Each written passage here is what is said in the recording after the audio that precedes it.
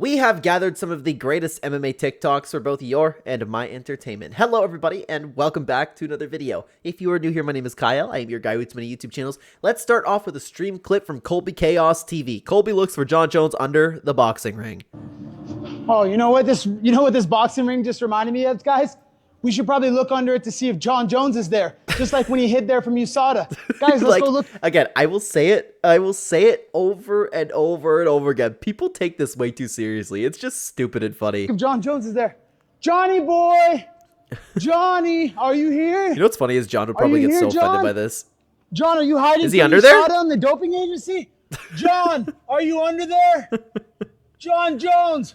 Where He's a little deeper. You just have to look. You just have to look a little deeper, Colby. Come on. I know you like to hide under rings away from the drug lords. Are you still fairing your steroid test? Did he say fairing? Colby. Well, sorry guys. I thought Jon Jones would be there. He loves to hide under rings so much. Well, I mean, he usually is there. Guy's a scumbag. He just ends it off with that. As for the comments on this one, someone said he was gonna burn through the cup if they got him. It'd be funny if he was actually under there for some reason. Could you imagine? Could you imagine? Like, I know it would never happen, but the problem is, I make these stupid hypotheticals in my head for, like, what I might find funny. Like, just imagine Jon Jones popping over there like, no, I'm not. And it would be, like, kind of like an old Tommy Toehold skit where it'd be something like, Johnny boy, you under there? No, literally, Colby, I am not here. I'm not here. I was just cleaning under the octagon because it requires some maintenance, you know? Like, I just picture those stupid things in my head, guys. Having an MMA boyfriend is not for the weak. We'll be play fighting, I'll blink, and suddenly I'm in a triangle choke. Tapping for my Dude, the amount of times that I've hip thrown my girl, I've lost count. life. I'm minding my business, and suddenly I'm getting submitted.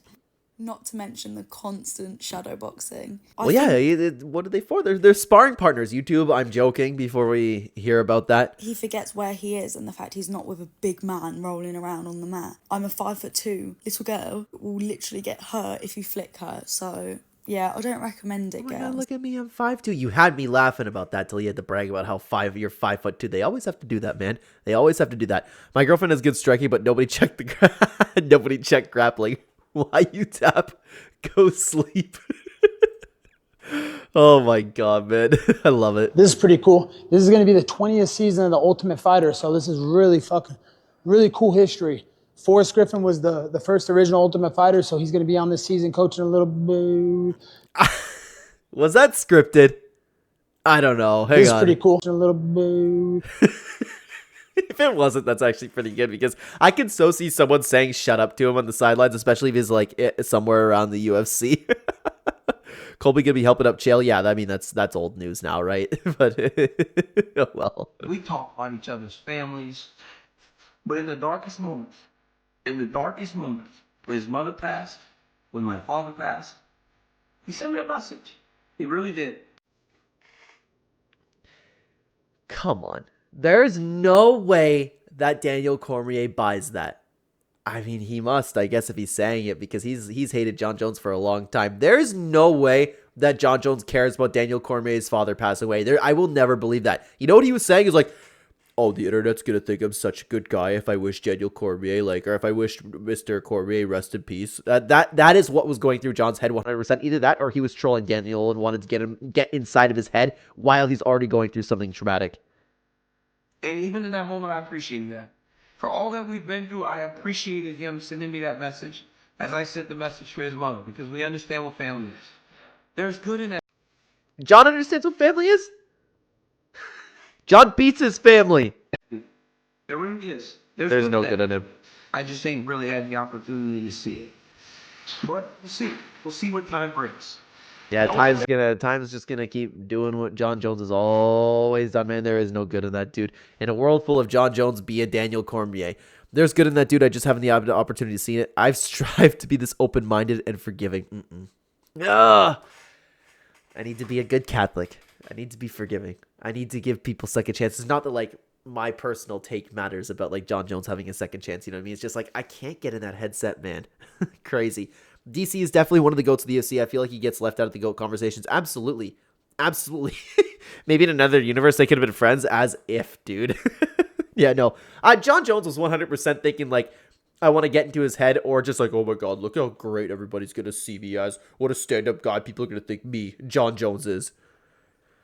I feel like, is it even worth it being like on a Ariel Helwani show? Is it even worth it going on like a Luke Thomas show? Like, you got MMA Guru out here now. Dude, the Guru is the best thing that you could go on right now because he has that amazing community behind him that will like hype you up forever if you have like a really good interaction. I don't think it's bad to go on a Luke Thomas or Ariel Helwani show, though. They still have fantastic audiences, and I think they're great hosts. Lucas Tracy out here, man, making numbers. Shit, you even got Jesse on fire. Shout out to all these guys, right? Dude, it's nice to see that from Buckley, man. I really, really like Joaquin Buckley because there are a lot of MMA fighters that don't like that just kind of, and I know they're not nobodies, but people think like that they're nobodies. Like, who the hell are you? You and your YouTube channel. Like, tell you, what do you have to say about MMA? You know what I mean? There are fighters that feel that way, and Joaquin Buckley is just, he's pretty respectful. That are not journalists, not like legit guys that, you know, actually went to school or whatever, did this shit for actual job. They just created a YouTube channel, man, start talking their shit, and now they making noise. If I was to go on, let's say, Michael Bisping's show, right, and talk to him and get interviewed by him, it's only going to reach a certain amount of people, right? And it is good, though. I don't want to undermine that. And I'm not saying that Joaquin Buckley is saying that. It's just like, they are also important. But it's like, the YouTubers are taking over, man. You know, he got like 1 million subscribers and all that. Like, he only do so many numbers. But MMA Guru, I feel like if I'm talking to him and I'm doing an interview with him, like those numbers get spiked up like crazy. But for good reason. The guy's personality is fantastic, and he has what is the best MMA community and best fans behind him. I don't even think it's worth it for fighters to even go on shows like that. Ariel Helwani, you know, just speaking on his show, his numbers ain't doing what they used to do. So why would I go on a show like that, knowing that that message ain't even gonna make it that far? Yeah, it's still good to go on any platform. Yeah, that's where I'm sitting at. It is still good to go on any platform. They still have great shows. They still have their audiences. I'm not one of those guys that's like, yeah, go to the YouTubers. I mean, like, that'd be cool, don't get me wrong. I would hope to have fighters on the channel sometime, right? But I just have it a mixture. Make it a mixture. And make some noise. But my thing is, I would rather go with an influencer than one of these guys that so-called be a journalist, or this is what they've been doing for years. And that's totally fair by Joaquin Buckley. Totally fair. The comment says MMA Guru getting his props. It's crazy how far that guy's come along. Very, very cool to see, man. Oh, God. Oh. I've seen these. Dude, it's so good, but we're going to stop it there because I don't know if we're going to end up getting copyrighted for that. So we're going to play it a little bit safer with that one, okay? Let's keep going. The unchokable Volk to a snake. I haven't seen this, dude. Mate. What happened? Oh my god. Trying to strangle me, mate. I'm unchokable. He said I'm unchokable. Yeah, in front of your daughters, man, like I'm with the top comment over here, man. That's dangerous. It's a really unpredictable creature that can kill anyone in seconds. That snake should be... Okay. Man, like, I get it. Is the likelihood going to happen that Volk could get choked out? No, the likelihood is not high, but I still would not even risk that, though. I know Brian Ortega's fuming watching this.